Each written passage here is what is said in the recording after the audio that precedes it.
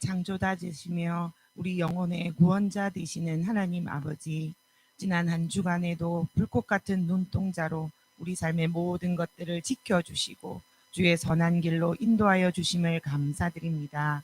그리고 오늘 거룩한 주일을 맞아 우리에게 부어주신 아버지의 그 크신 사랑과 은혜를 기억하며 찬양과 경배에 예배를 드리게 하신 또한 감사드립니다. 죽을 수밖에 없었던 우리 영혼이 예수 그리스도 보혈의 피로 대속함을 입어 이렇게 주의 자녀된 신분으로 만군의 여호와 하나님을 아버지라 부를 수 있는 영광을 얻었음을 우리가 고백합니다. 이 시간 이 귀한 은혜와 축복이 우리 각 사람의 심령 속에 뜨겁게 솟구쳐 올라 우리가 온 마음과 정성을 다해 예배하고 하나님 아버지를 온전히 경험하는 복된 예배의 시간 되게 성령께서 역사하여 주시옵소서. 아버지 하나님, 주님께서 창조하신 이 빛나고 아름다운 자연을 보면서 우리가 아무런 수고도 하지 않음에도 이 모든 것을 값없이 우리에게 부어주시는 주님의 은혜가 너무도 크고 높은 것을 깨닫습니다. 작은 꽃 한 송이도 주님이 부여하신 창조의 섭리를 쫓아 피어나므로 세상을 빛내고 사람에게 기쁨을 주는 것 같이 우리들 또한 우리를 향한 아버지의 뜻을 깨닫고 순종하며 나아가는 삶을 살아가기를 원합니다. 우리에게 맡겨진 자리에서 우리에게 맡겨진 사람들을 예수님의 마음으로 섬기며 아버지의 사랑과 축복을 전하고 흘려보내는 일에 우리가 더욱 열심을 낼 수 있게 하여 주시옵소서. 사랑의 주님, 한없이 긴 터널 같이만 여겨지던 코로나 사태도 조금씩 진정되어 가고 새로 조직된 정부도 들어서 이 나라의 새로운 변화의 기운이 일어나고 있습니다.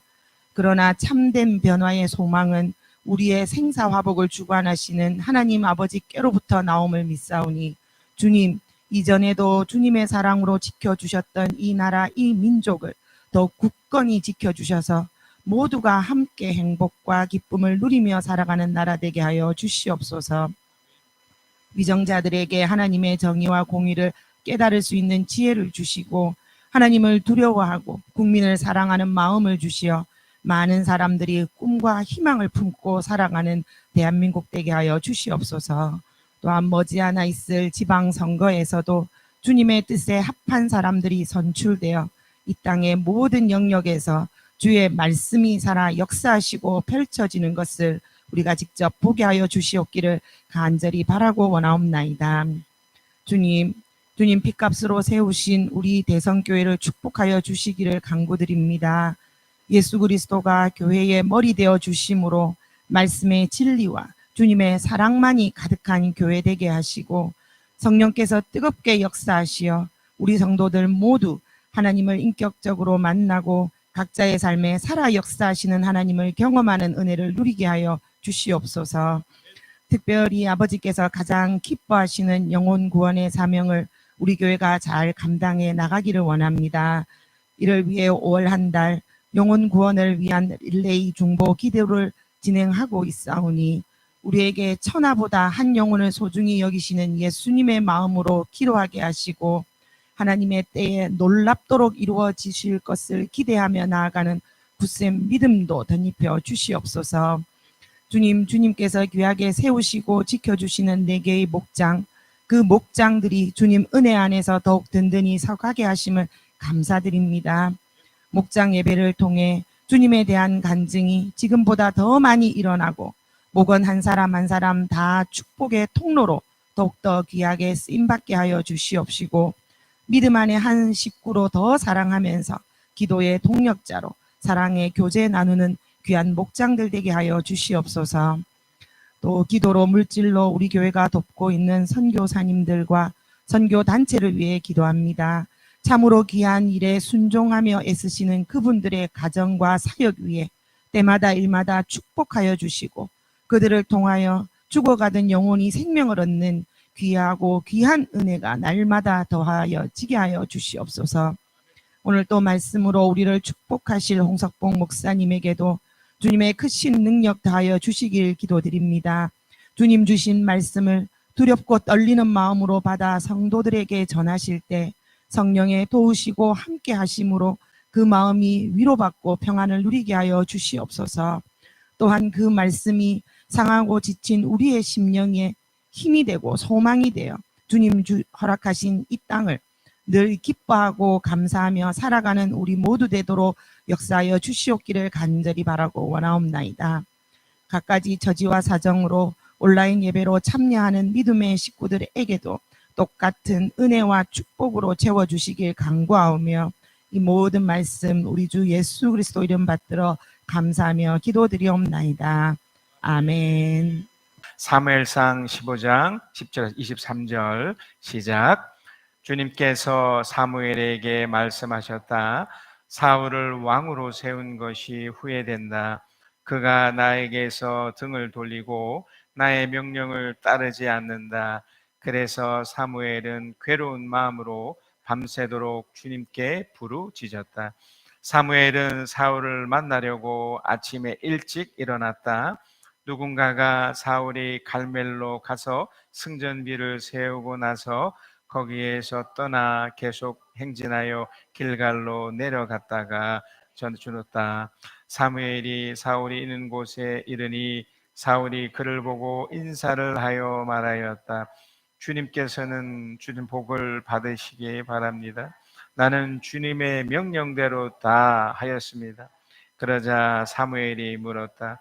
나의 귀에 들리는 이 양떼의 소리와 내가 듣는 소떼의 소리는 무엇입니까? 사울이 대답하였다. 그것은 아말렉 사람에게서 빼앗은 것입니다. 우리 군인들이 예언자께서 섬기시는 주 하나님께 제물로 바치려고 양떼와 소떼 가운데에서 가장 좋은 것들을 남겼다가 끌어왔습니다. 그러나 나머지 것들은 우리가 진멸하였습니다. 사무엘이 사울을 꾸짖었다. 그만두십시오. 지난 밤에 주님께서 나에게 말씀하신 것을 내가 알려드리겠습니다. 사울이 대답하였다. 말씀하십시오. 사무엘이 말하였다. 임금님이 스스로 하찮은 사람이라고 생각하시던 그 무렵에 주님께서 임금님께 기름을 부어 이스라엘의 왕으로 세우셨습니다. 그래서 임금님이 이스라엘 모든 지파의 어른이 되신 것이 아닙니까? 주님께서는 임금님을 전쟁터로 내보내시면서 저 못된 아말렉 사람들을 진멸하고 그들을 진멸할 때까지 그들과 싸우라고 하셨습니다. 그런데 어찌하여 주님께 순종하지 아니하고 약탈하는 데만 마음을 쏟으면서 주님께서 보시는 앞에서 악한 일을 하셨습니까? 사울이 사무엘에게 대답하였다. 나는 주님께 순종하였습니다. 주님께서 보내시는 대로 전쟁터로 나갔고 아말렉 왕 아각도 잡아왔고 아말렉 사람도 진멸하였습니다. 다만 우리 군인들이 전리품 가운데서 양떼와 소떼는 죽이지 않고 길갈로 끌어왔습니다. 그러나 그것은 예언자께서 섬기시는 주 하나님께 제물로 바치려고 전멸할 짐승들 가운데서 가장 좋은 곳으로 골라온 것입니다. 사무엘이 나무랐다. 주님께서 어느 것을 더 좋아하시겠습니까? 주님의 말씀에 순종하는 것이겠습니까? 아니면 번제나 화목제를 드리는 것이겠습니까? 잘 들으십시오. 순종이 제사보다 낫고 말씀을 따르는 것이 순양의 기름보다 낫습니다. 거역하는 것은 점을 치는 죄와 같고 고집을 부리는 것은 우상을 섬기는 죄와 같습니다. 임금님이 주님의 말씀을 버리셨기 때문에 주님께서도 임금님을 버려 왕이 되지 못하게 하셨습니다. 아멘. 그러니까 오늘 첫 번째로 보고 싶은 것은 하나님이 사울을 후회하셨다는 그 후회한다는 표현이. 여러분 후회한다는 것은 이렇게 좀 마음이 불편한 거잖아요. 그러니까 지나간 것에 대해서 뉘우치고 하나님이 뉘우치고 그럴 것은 아니시지만 분명 사울을 향해서 후회했다는 말씀을 하시거든요. 먼저 이 부분을 우리가 봐야 됩니다. 자, 우리 사무엘상 15장 10절에서 11절에 주님께서 사무엘에게 말씀하셨다. 사울을 왕으로 세우는 것이 어떻다고요? 후회된다.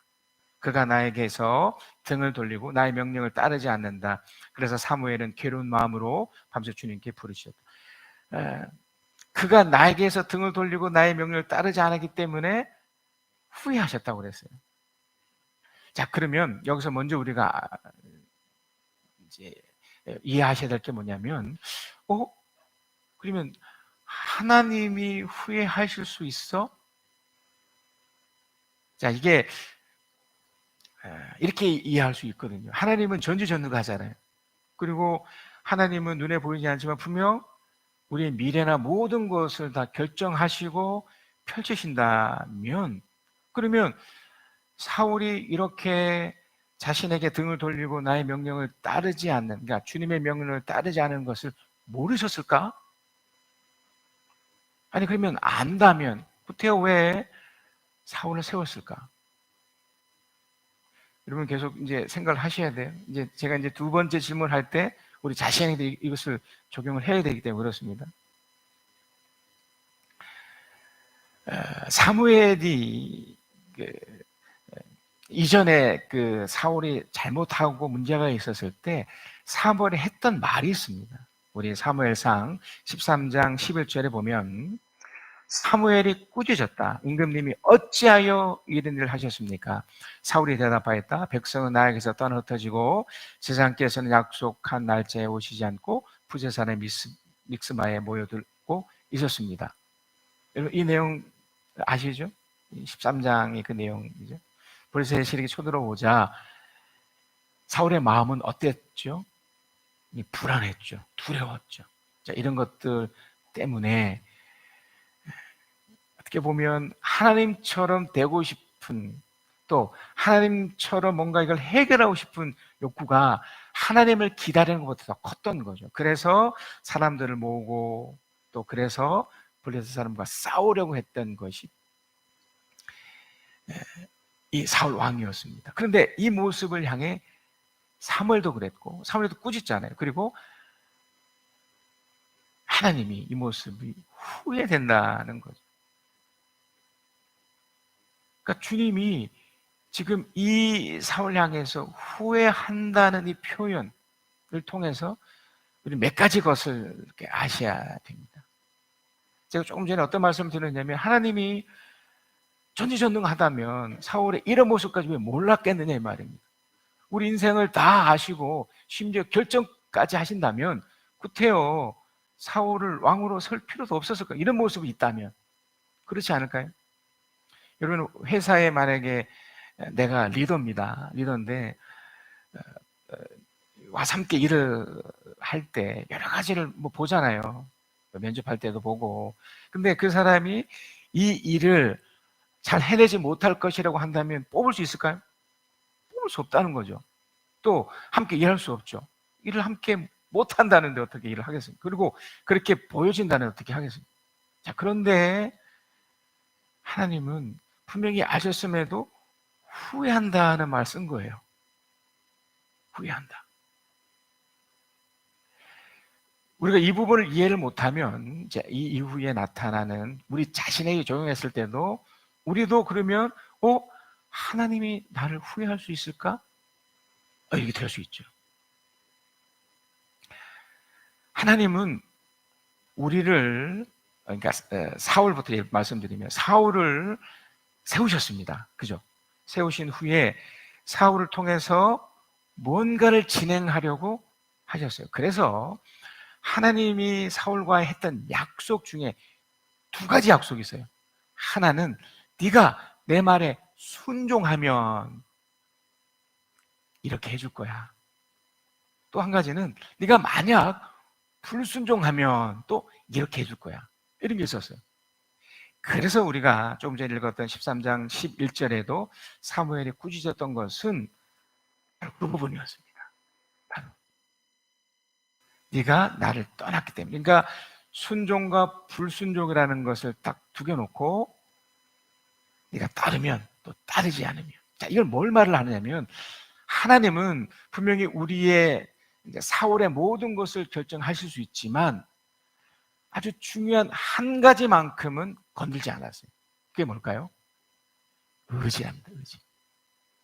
의지를 가지고 뭘 하겠다 할 때 그 의지. 그 의지는 선택권이죠. 이렇게 해도 되고 저렇게 해도 되고. 이것을요 조금 제가 어떻게 보면 어려운 말일 수도 있고 또 잘 이렇게 이해하면 또 쉬운 말일 수 있는데요. 이건 하나님 입장에서 가능성과 개연성을 부여하신 거예요. 여러분, 가능성이라는 게 뭐예요? 앞으로 일들에 대해서 이렇게 하면 이렇게 될 수도 있고 또 반대로 이렇게 못 될 수도 있다는 것을 가능성이라고 그래요.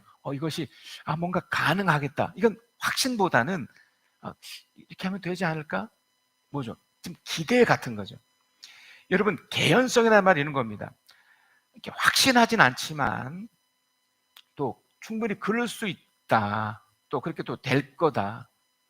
그러니까 이것은 두 가지를 다 말하고 있는 거죠. 하나는 성공, 하나는 실패.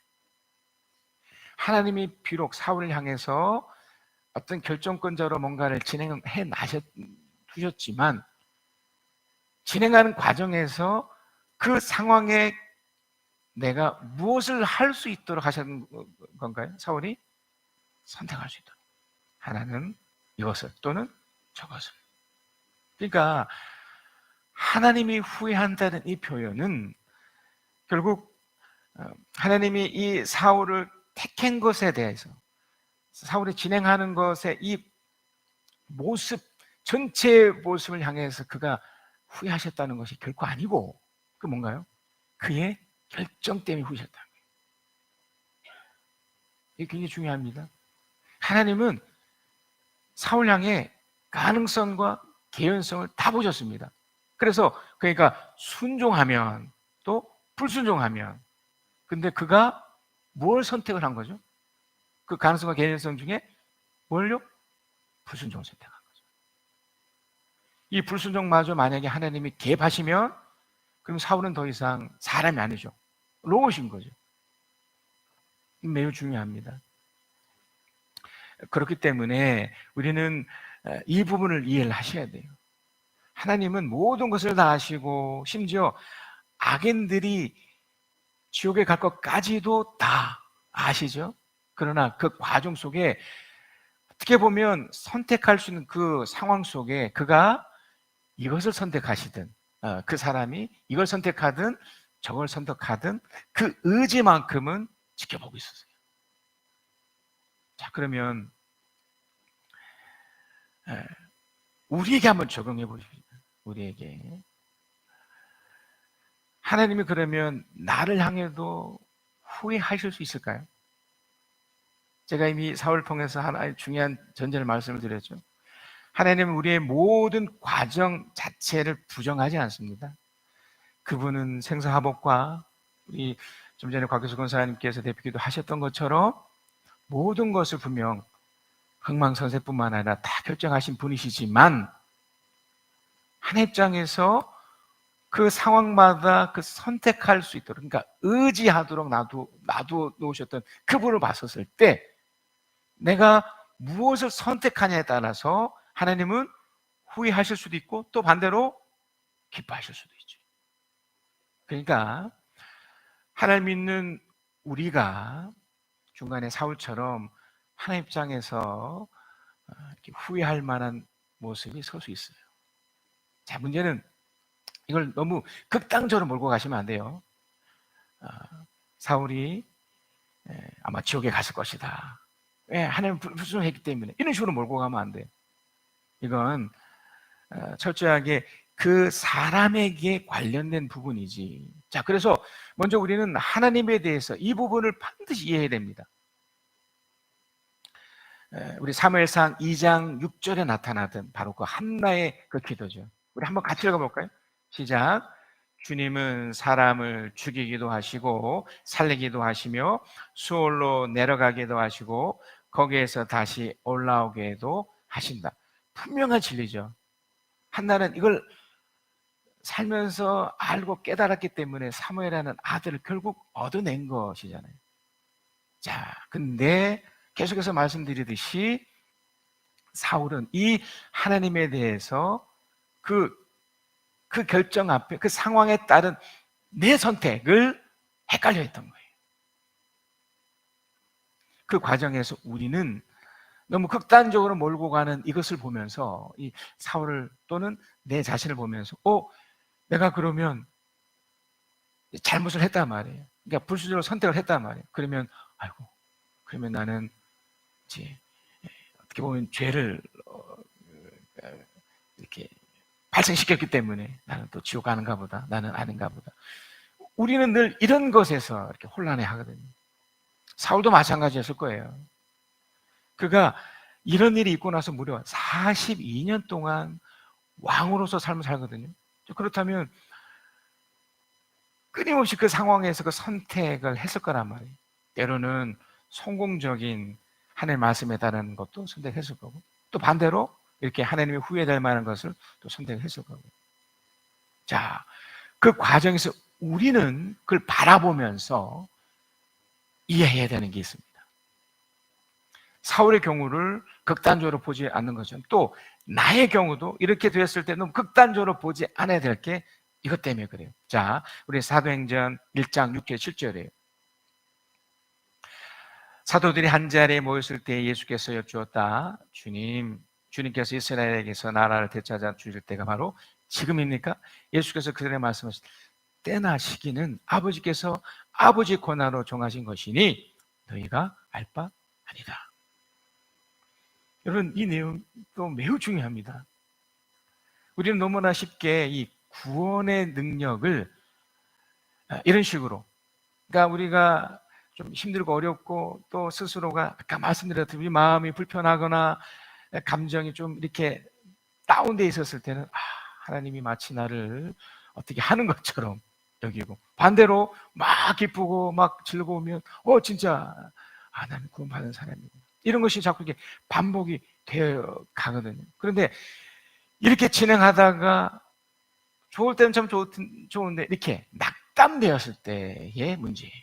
사울이게 되었을 때, 우리가 또 이렇게 낙담되었을 때, 이렇게 뭔가 문제로 이렇게 빠졌을 때 나타나는 것이 이런 것들, 이런 부정적인 것들이기 때문에 좀 전에 읽었던 이 내용처럼 이것들을 버려야 돼요. 그러니까 너희 알 바 아니다라고 보셔야 돼요. 그러니까 구원이라는 것은 우리 영역이 아니기 때문에 저 사람이 심하게, 우리가 볼 때죠, 심하게 망가져서 이렇게 떨어져 나가고 이렇게 했었을 때 우리가 볼 때는 저 사람 문제가 있을 거야. 언젠가 제가 이렇게 운동을 하려고 삼산 주민센터에 그 해설장을 찾은 적이 있는데요. 이분은 우리 교회에, 그러니까 제가 오기 전에 이렇게 오래 다니셨던 분이셨어요. 근데 이분은 저를 모르시지만 저는 이분을 알겠더라고요. 왜냐하면 그 사진 있지 않습니까? 이전 사진을 이렇게 오늘 보다가 이게 이분이 보인 거예요. 그냥 기억이 딱 나는 거죠. 제가 그냥 그래서 혹시 여기 교회 안 다니셨습니까? 물어보니까 다녔다고 하더라고요. 근데 지금은 그걸 안 다닌대요. 운동을 열심히 하시던데.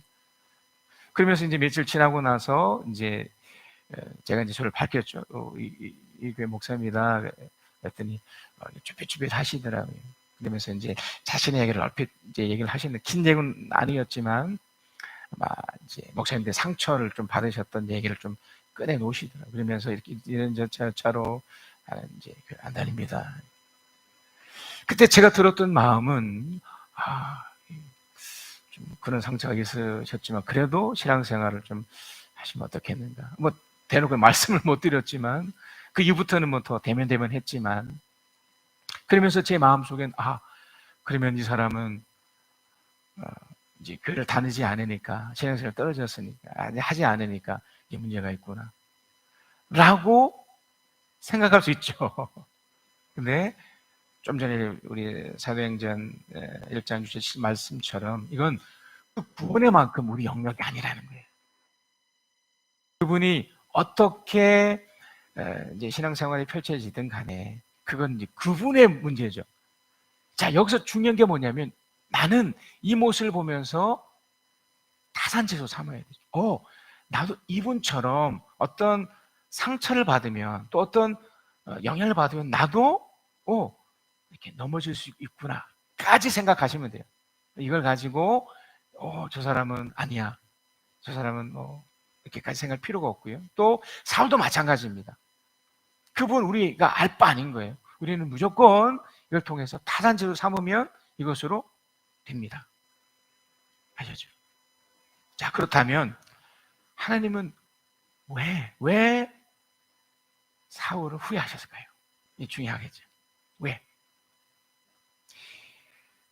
계속 말씀드리지만 하나님은 사울을 후회하신 것이 그를 어떤 선택하신 것 또는 그를 이렇게 왕으로 세운 것 이런 것 때문에 후회하시지 않으셨어요.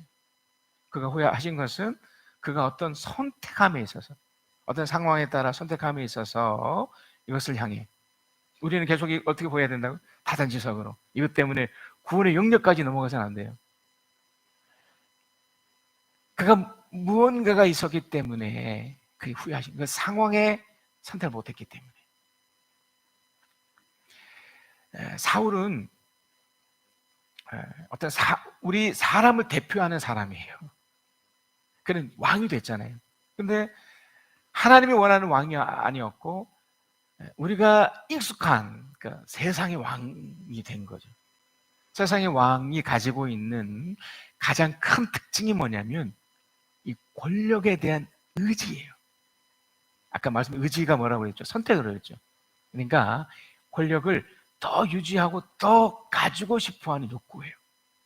이게 하나님 보실 때 위험했던 거예요. 하나님 보실 때 바로 이 모습 때문에 어떻게 보면 후회하신 거예요. 이게 좀 심리적 용어랍니다. 권력 의지라는 것이 이게 그대로 이렇게 풀어 말씀드리면 자기 긍정의 생명력이 넘쳐서 남을 정복하여 강대하게 되려는 의지래요. 이렇게 선택하는 거래요. 그러니까 이건 한번 이 권력을 잡으면 절대로 놓지 않는답니다. 그리고 이것이 더 강대하게 만들기 위해서 무엇이라도 한답니다. 대표적으로 여러분 그 2차 세계대전 때 그 히틀러 또 스탈린 또 중국의 모택동 또 김일성 이건 극단적인 독재자들이지만 우리가 곳곳에서 삶현장 속에 여러분 일터 속에도 이런 권력 의지를 곳곳에서 발견하고 볼 수 있어요. 작더라도 자기 긍정으로 그러니까 자기가 신이 되는 거죠. 그러니까 자기 결정 속에 자기가 더 이것을 더 강력하게 막 내세우려고 펼쳐지는 것들. 이것 때문에 하나님은 사울을 후회한 거예요. 이것이 구원의 영역까지 우리는 다 알 필요는 없지만 이걸 통해 우리는 하나님이 뭘 보고 싶어 하는지를 발견하셔야 돼요. 이 사울의 이 권력 의지를 통해서 하나님은 뭘 보고 싶어 하는지 보셔야 된다는 거죠. 자, 오늘 본문의 내용들을 한번 쭉 읽으면서 한 번 더 확인해 보겠습니다. 우리 사무엘상 15장 12절에서 15절입니다. 사무엘은 사울을 만나려고 아침에 일찍 일어났다. 사무엘은 주님께 들은 말이 있기 때문에 확인하고 싶었던 거예요. 이 사울이 이 정도로 변질이 된 거야? 이 정도로 이 권력 의지로 하나님께 후회함을 받고 자기 눈으로 진짜 보고 싶었던 거예요. 자, 그래서 누군가가 사울이 갈멜로 가서 승전비를 세우고 나서 이 승전비가 그러죠. 자기를 위하여 기념비를 세웠다는 이 개역개정 번역에는 이렇게 나와 있어요. 거기에서 떠나 계속 행진하여 길갈로 내려가다 전해주었다. 13절 사무엘이 사울에게 있는 곳에 이르니 사울이 그를 보고 인사를 말했다. 주님께서 주시는 복을 받으시기 바랍니다. 굉장히 신령한 모습이죠. 나는 주님 명령대로 다 하였습니다. 14절 그러자 사무엘이 물었다. 나의 귀에 들리는 이 양떼의 소리와 내가 듣는 소떼의 소리 무엇입니까? 사울이 대답해 그것은 아말렉 사람에게서 빼앗은 것입니다. 우리 군인들이 예언자께서 섬기시는 주 하나님께 제물을 바치려고 양떼와 소떼 가운데 가장 좋은 것을 남겼다가 끌어왔습니다. 그러나 아말렉은 모두 진멸하였습니다.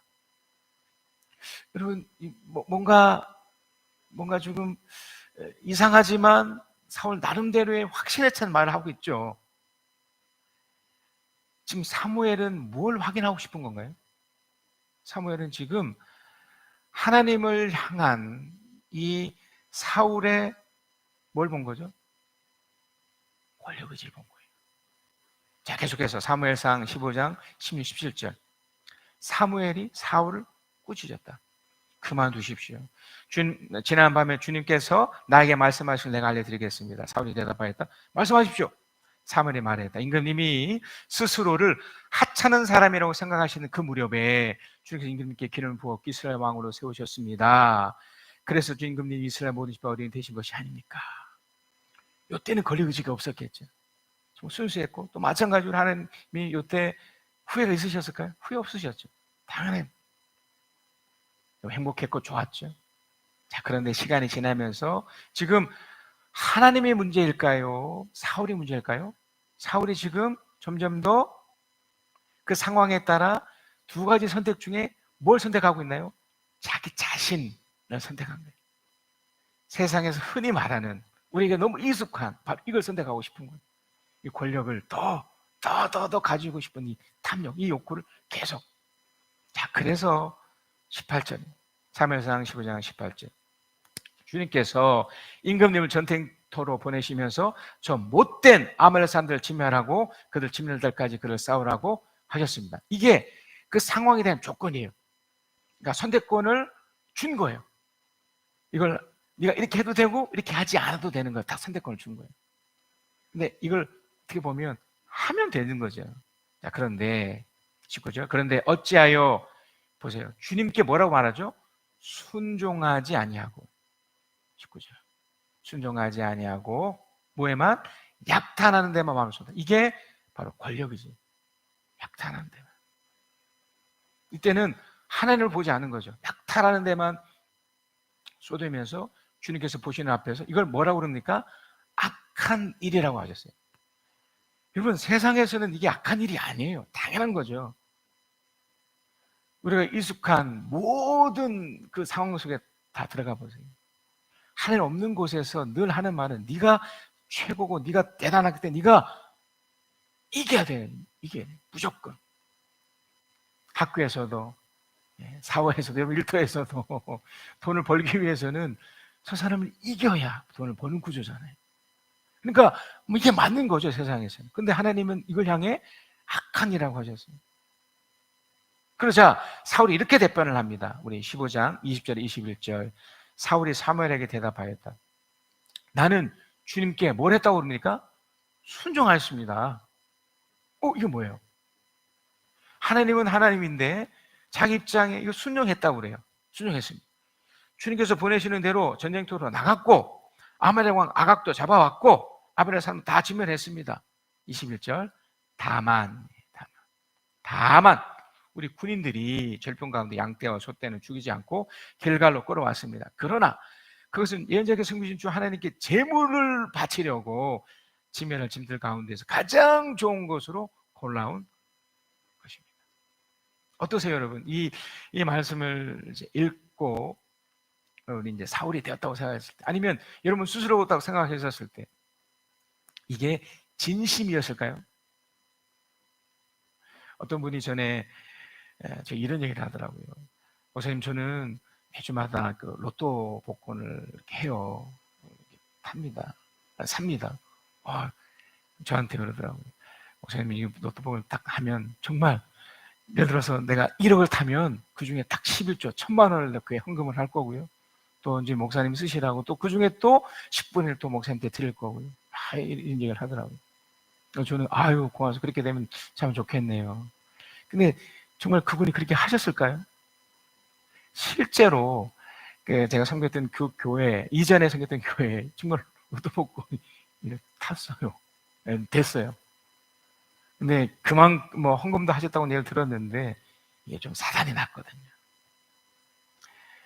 우리 입장에서는 지금 이 사울의 이 표현이 이렇게 하면 할 것 같지만 실제로는 이거는 어떻게 보면 거짓말이죠. 이렇게 하지 않습니다.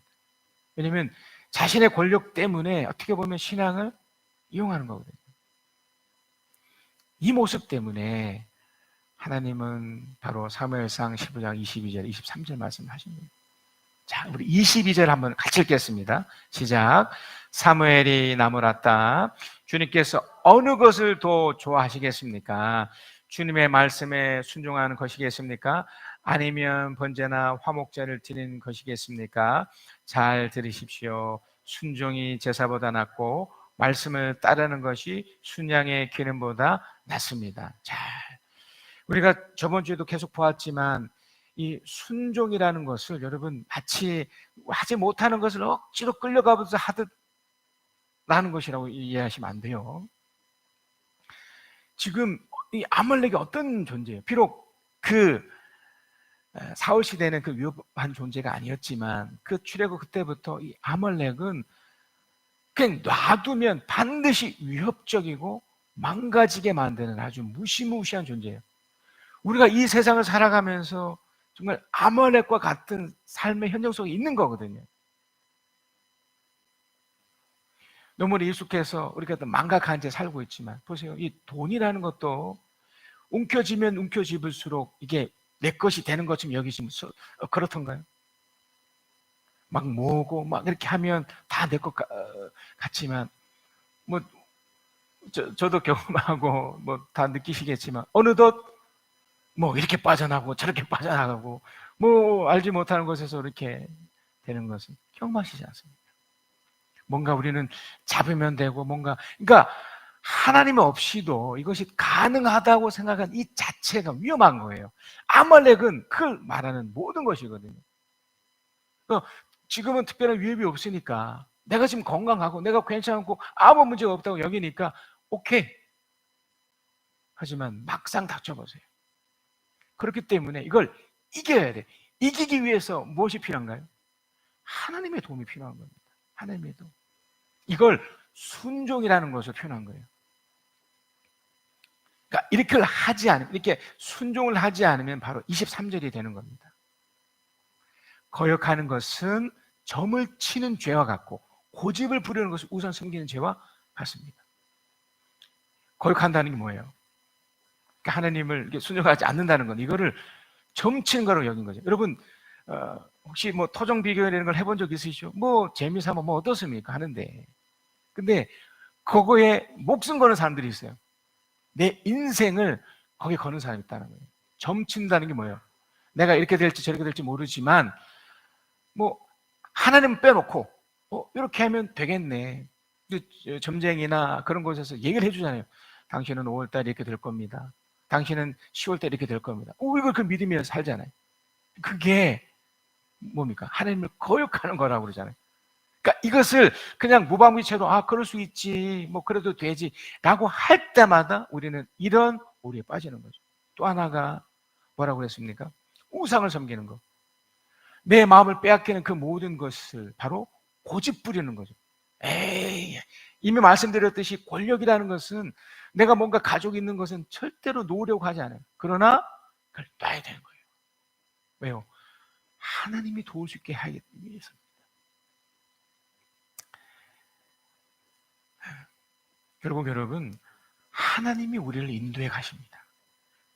내 인생에 내가 주인이 되어서 살아갈 때는 소두에 말씀드렸듯이 우리 마음이 늘 불안하고 또 불편합니다. 하지만 하나님의 인도하심을 믿고 나가면 정반대가 되죠. 그런 사람들은 하나님의 말씀을 믿기 때문에 순종하며 나가는 거예요. 이 사람이 필요한 것은 뭐만 필요한가요? 인내가 필요해요. 기다리면 되니까요. 하나님의 말씀 붙잡고 기다리면 묵묵히 가는 겁니다. 사울은 그걸 못한 거예요. 그래서 하나님이 늘 후회하실 수밖에 없었던 거죠. 42년이라는 시간이 결코 짧은 시간이 아니었지만 사울은 결국 아마 이 다음 내용 중에 이제 이 부분이 있겠지만 그런 너무 안타까운 결말을 맞이하게 됩니다. 결론이 이렇습니다. 사울은 늘 조급하고 불안했습니다. 하나님보다 사람들이 먼저였고요. 그들에게 무언가를 좋아했고요. 그래서 자신이 원하는 뜻대로 자기가 주도하려고 했었습니다. 자, 한번 우리 결단 우리 한번 읽겠습니다. 시작. 하나님 앞에서 조급해하지 말고 인내하며 하나님의 인도하심을 받읍시다.